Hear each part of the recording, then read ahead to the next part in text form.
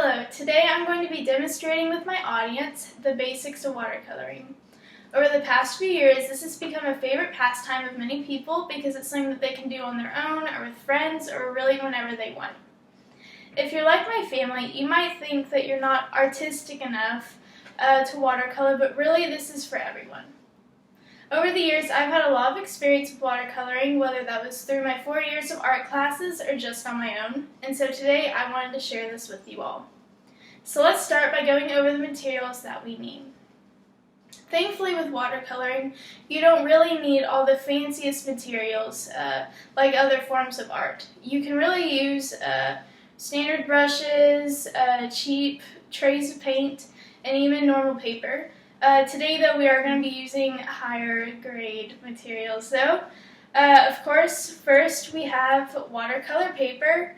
It's just more durable than standard paper. I have tubes of watercolor here, water, of course, and some paintbrushes. So now that we have our materials, let's move on to the technique. So first, you start by dipping your brush into the water and tapping on the edge to get any excess off because we don't want to drown our paper. Next, get some paint on your brush. I have them here in the palettes.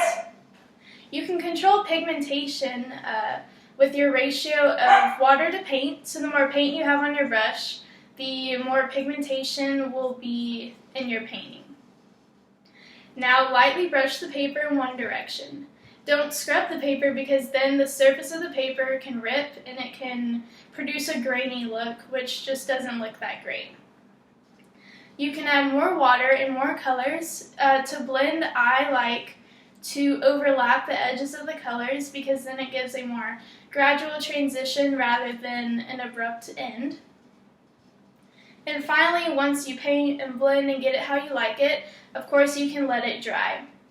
And so once it dries, you can then write on it, which I already did previously on these sheets. And you can really do whatever you want with it, cut it, write on it, whatever. So now that we have learned the technique and that they're painting, let's discuss why watercoloring is useful. Of course, I stated before that many people like it because it's such a big stress reliever. I know I do that for myself a lot. Also, it's such an easy way to create works of art that you can hang around your house, sell, or even give to your friends and family.